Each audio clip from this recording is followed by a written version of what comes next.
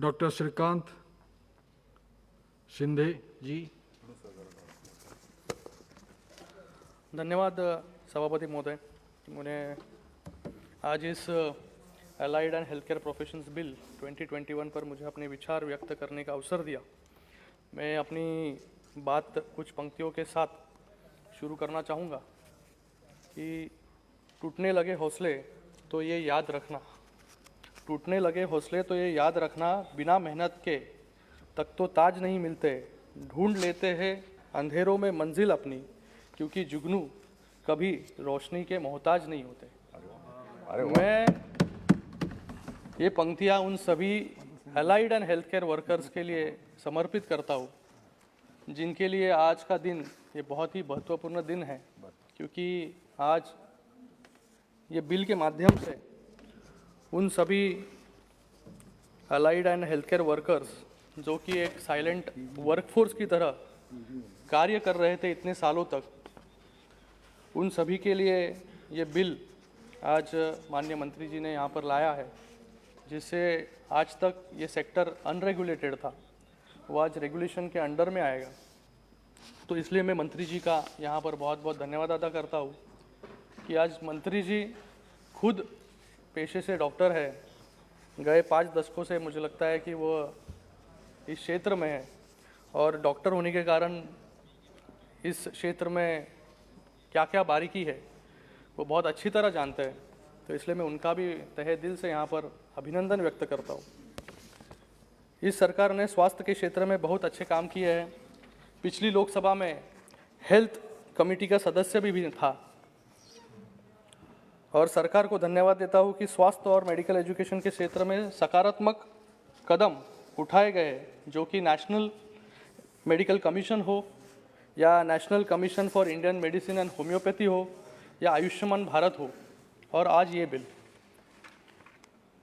यह बिल इसलिए भी महत्वपूर्ण है क्योंकि वित्त मंत्री द्वारा बजट में प्रधानमंत्री आत्मनिर्भर स्वास्थ्य भारत योजना की बात कही गई है, जिसमें 17,000 रूरल और 11,000 urban health and wellness centres को हर जिले में स्थापन किया जाएगा। 3,382 ब्लॉक्स में इंटीग्रेटेड पब्लिक हेल्थ लैब्स शुरू होंगे। इसके अंतर्गत national institute for one health regional research platform for WHO south east Asia region, 9 biosafety level 3 laboratories and 4 regional national institutes for virology की भी घोषणा हुई है, जिसमें एलाइड एंड हेल्थ वर्कर्स का बहुत बड़ा योगदान होगा। आज इस बिल में सरकार ने स्टैंडिंग कमेटी की 110 में से 102 सिफारिशों का समावेश किया है। मुझे लगता है कि ये बहुत ही प्रशंसनीय काम है। वर्तमान में डॉक्टर्स, नर्सेज, डेंटिस्ट, फार्मासिस्ट को रेगुलेट करने के लिए उनकी रिस्पेक्टिव रेगुलेटरी बॉडीज़ है, लेकिन allied and health care professionals अभी तक अनस्ट्रक्चर्ड और अनरेगुलेटेड थे।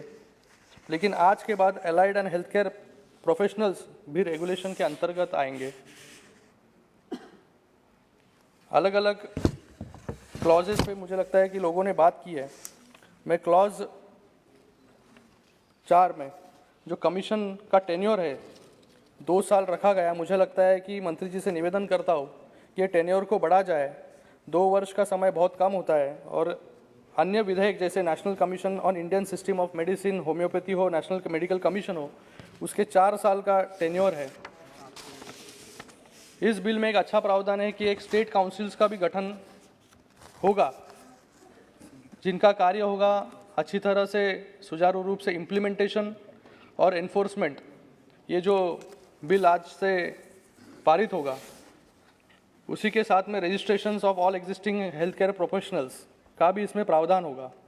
और क्लॉज 12 में national allied and health care advisory council with representations from all states की स्थापना की भी बात कही गई, जिससे सभी राज्यों को प्रतिनिधित्व इससे मिलेगा। और बिल में एक अच्छा प्रावधान है कि uniform entry exam, exit exam और उसी के साथ में नेशनल टीचर्स एलिजिबिलिटी टेस्ट, जो आज तक इस हेल्थ केयर प्रोफेशनल्स में काम कर रहे हैं, उनको भी अच्छी तरह से तराश के आगे की जो आज से जो बिल पारित होगा उसके बाद जो कोर्सेज शुरू होंगे उसके लिए एक बड़ा योगदान जो है इस टेस्ट के माध्यम से भी होगा।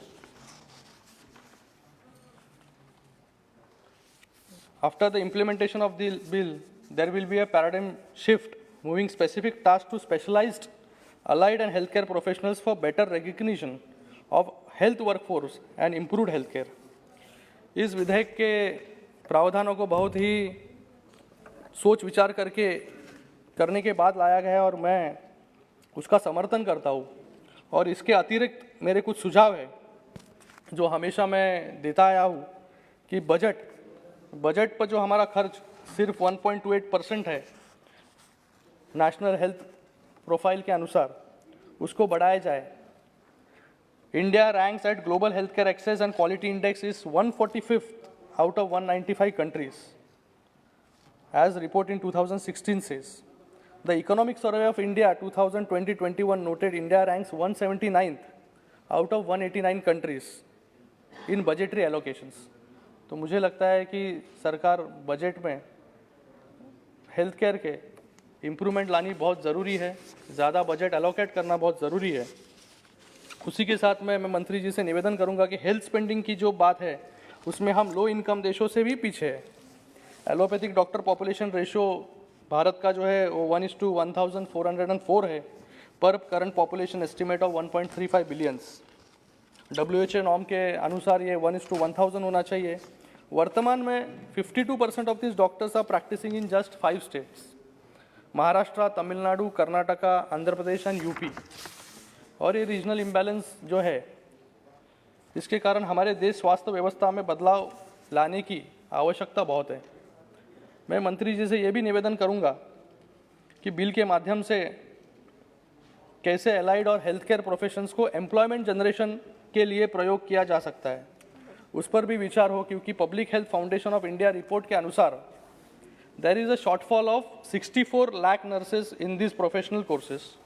As per the data of rural health statistics in 2018-19 there is a shortfall of 40% of the lab technicians in PHCs and CHCs।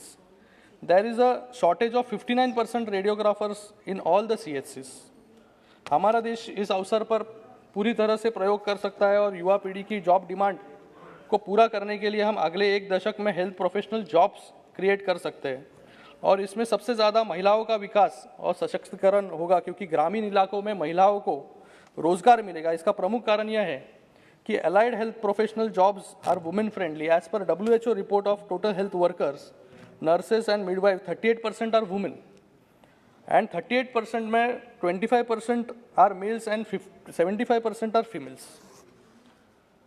हमारे प्रधानमंत्री जी की फ्लैगशिप स्कीम है आयुष्मान भारत, जिसका आवंटन पिछले वर्ष की तरह ही 6400 करोड़ रखा गया है, लेकिन रिवाइज एक्सपेंडिचर में सिर्फ 3100 करोड़ ही खर्च हो पाए, जो कि 50% से भी कम है। ये अंडर स्पेंडिंग की वजह क्या है? और सरकार का लक्ष्य यह था कि 2022 तक 1.5 lakh health and wellness centres की स्थापना होगी, जिसमें से सिर्फ अप्रूवल्स जो है 1 लाख को अप्रूवल्स मिली है, लेकिन ऑपरेशनल्स सिर्फ 50,000 हो पाए हैं।